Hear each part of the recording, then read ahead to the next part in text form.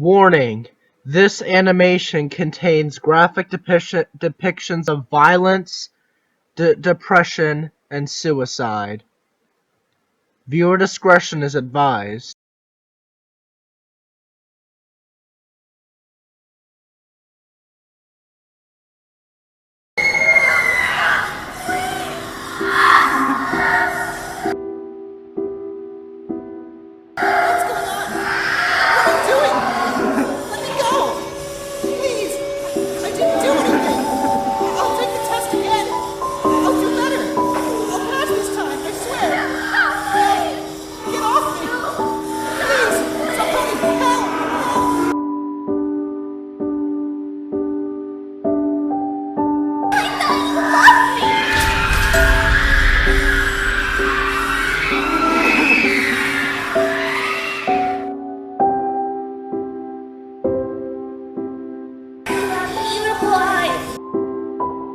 Good luck on your graduation test, son.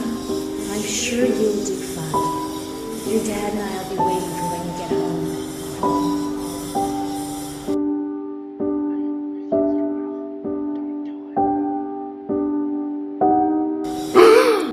The revelation came to me rather spontaneously that I was one very lucky pony. I was alive, for starters. I was alive and not down in the gloomy depths of a rainbow factory, shivering with fear and cold, pressed against panicked fillies and colts as I choked on the gloom and oppressive misery that seemed to hang about its perimeter around the clock. But at what cost?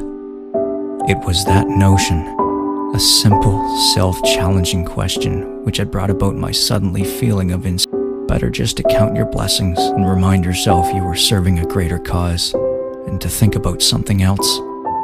That was what I did. Except that this time, I couldn't. At what cost? I still remember when I stepped hoof into the ominous basement of the Rainbow Factory for the first time. I had been lost to something far past fear. Is that Rainbow Dash? Shut up! All of you! I just got a sense of presence, as if this pony's importance was a smell in the room. As flyers, you're all useless! You couldn't pass the exam and our flock has no use for weaklings who will only make us less than we should be.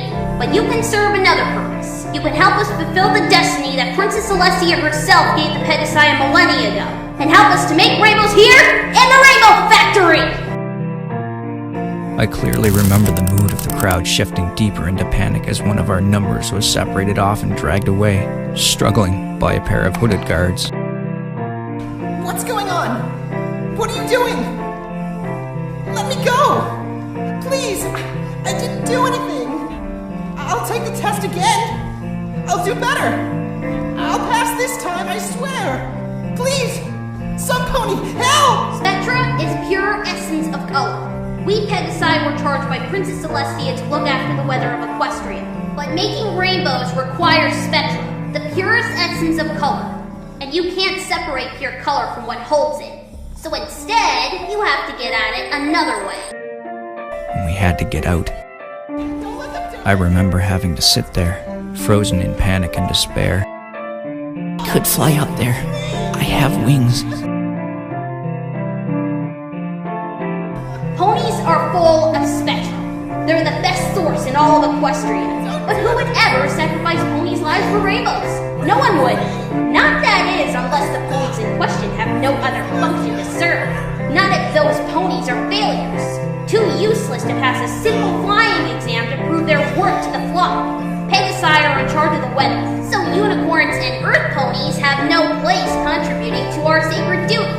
But if there are Pegasi who are better off dead than alive, well then, who better to use for Spectra? So the best Pegasi engineers invented this machine to extract Spectra, but they found it gives best results when the ponies they extract it from are full of life. Colors are always so much more vibrant than when we use corpses. And then, it happened. The thing that both scarred me beyond repair and filled me with something stronger than hate. Welcome to the Rainbow Factory, failures! I think it was about that time when I realized realized that there was no glimpse of hope left for me. There was no hope left for any of us.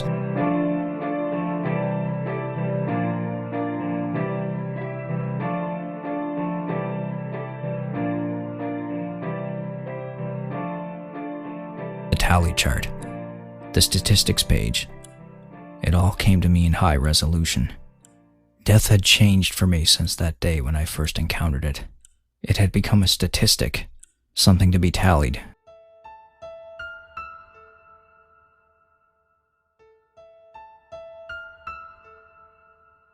The bloodstains would no longer wash from my hooves no matter how hard I scrubbed. I was not picked to be drained. My jobs were many and gruesome. They put us all to work. Not every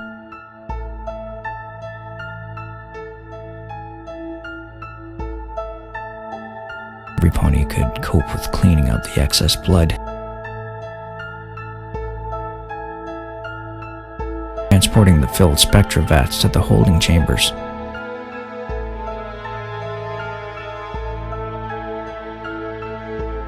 Worse was cleaning out the grate, where the excess body parts that didn't get completely pulped collected.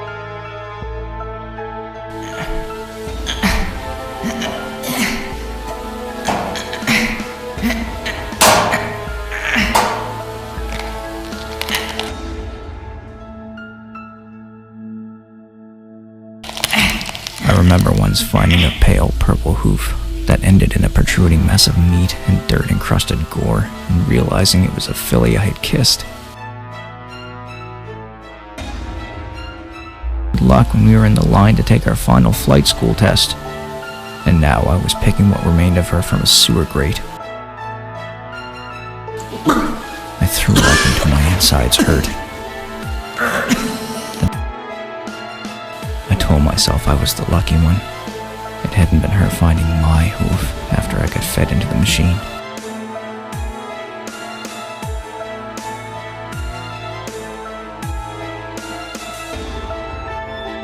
When I wasn't on the floor working, I was in the holding chamber with every pony else. Ironically enough, it was because of my containment in those filthy cells that I eventually ended up gaining my freedom. Let me explain. Though I've never been told, I imagine the reason why I ended up being drafted into the permanent working force at the factory was due to how aggressively dedicated I was to survival, amplified 100 times over due to the living environment. At first I fought only to defend myself and the food I was eating. Bigger colts and fillies shoved aside smaller ones. I wanted to live. I didn't want to die. Please, all of you, we have to stop fighting each other. We're better than this. If we all did it together and share the food out equally, we could... Shut up! It's every pony for themselves. You can choose starvation if you prefer that. Please, this is so wrong. We can't let them do this to us. We're better than them.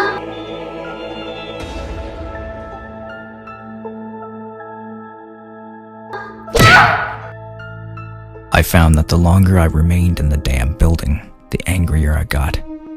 Unable to take my rage out on the ponies who were keeping me there, the pressure just kept building up until one dreary day. I blew up at a younger mare who shared my cell. Any pony who says they'd remain calm and level-headed in that kind of situation is talking a load of bull. You don't know until you've lived it. I never would have thought I would be the kind of pony to do what I did. Not until I did it. I did the unthinkable and killed a pony. She had slipped on something, spilling the vat of indigo all over me, marking me as responsible for the spillage too. The commotion would have definitely put me in the next line for the Pegasus device. Do you realize what you've done? I'm sorry. On my ears as I began pummeling her. I used one of my front ones to hit her repeatedly. She didn't even try to fight back. As quickly as anger had come over me, despair washed through me. The realization of what I had just done was no better than the Pegasi factory workers who were keeping us here. I wondered who'd fetch my leftover body parts from the grate. But death didn't come. The Overmare's vibrant eyes glazed back at me. Get up! What are you going to do with me?